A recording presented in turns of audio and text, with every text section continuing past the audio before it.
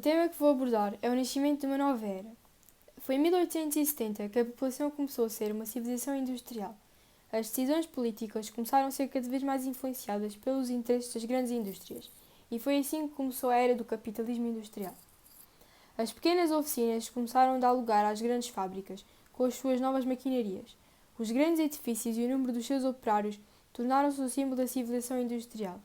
As fábricas mais desenvolvidas tornaram-se grandes empresas. A evolução tecnológica reforçou o poder das grandes empresas, aumentando a capacidade de inovar e de resistir a crises. Com a dinâmica capitalista, fundaram-se dois tipos de concentrações industriais, as verticais e as horizontais. A concentração vertical eram as empresas que tinham todas as fases de produção, desde a captura de matérias-primas à venda do produto. A concentração horizontal era uma associação de empresas com o objetivo de evitar as empresas concorrentes. Acordavam entre si as quantidades a produzir, os preços de venda e as datas de colocação no mercado. Os bancos desempenharam um papel importante no crescimento económico do século XIX. Era a atividade desenvolvida pelo banco que permitia a movimentação das enormes somas envolvidas no comércio internacional e a fundação e ampliação das indústrias. Os bancos integram-se na dinâmica do mundo industrial. Na segunda metade do século, registra-se um forte crescimento com diminuição do número de instituições. Como consequência, as pequenas entidades abriram falência e os bancos mais poderosos agigantaram-se, constituindo uma rede de sucursais que permitiu uma centralização de poupanças dispersas. Para além das operações comerciais, os bancos também injetaram capitais próprios nas empresas, principalmente do setor da siderurgia e dos transportes. Em 1944, o Banco de Paris possuía uma carteira de valores de 1.000 milhões de francos, repartidos por 441 empresas, 109 das quais controlava totalmente. Com o Deutsche Bank passou-se o mesmo. Este banco administrava 221 companhias, das quais 121 de metalúrgica, 28 mineiras, 28 de transporte e uma de têxteis. Com o aumento da concorrência, os empresários viram-se na obrigação de cumprir as suas questões fundamentais, produzir com qualidade e produzir com um preço mais baixo. Para isso, era necessário rentabilizar todos os recursos materiais e humanos.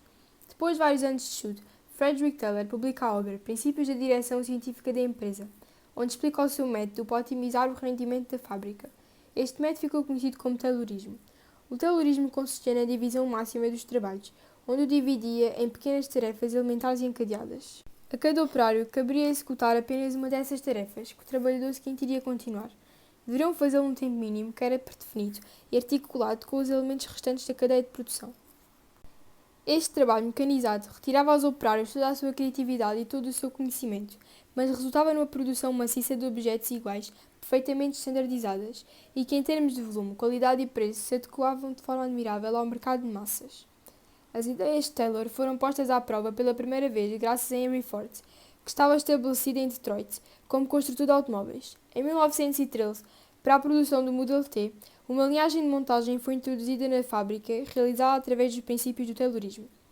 O ritmo da produção torna-se alucinante.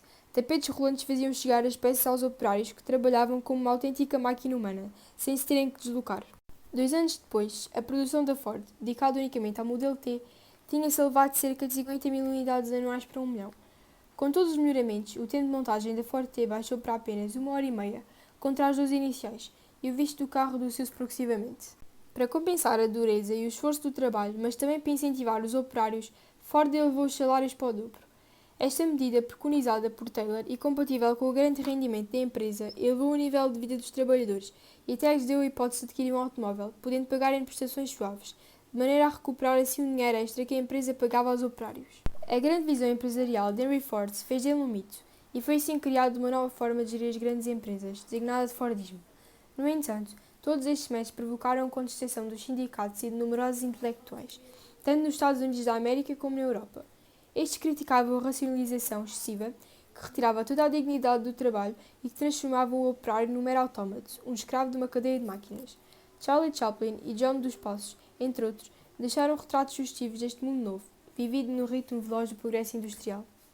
No século XIX, as fábricas mais prósperas modificaram-se em grandes empresas com sucursais e ramificações variadas. A concentração industrial aumenta na segunda metade do século e a evolução tecnológica fortalece a supremacia da grande empresa, mais capaz de inovar desse modo a resistir às crises. Exemplos de construções industriais do século XIX é a construção vertical e a construção horizontal, e um dos exemplos dos nossos dias é a concentração bancária. Obrigado por assistirem. Este trabalho foi realizado por Luísa Parreira, Mariana Brito, Mariana Galandim e Rodrigo Caetano, da Escola Secundária Gabriel Pereira.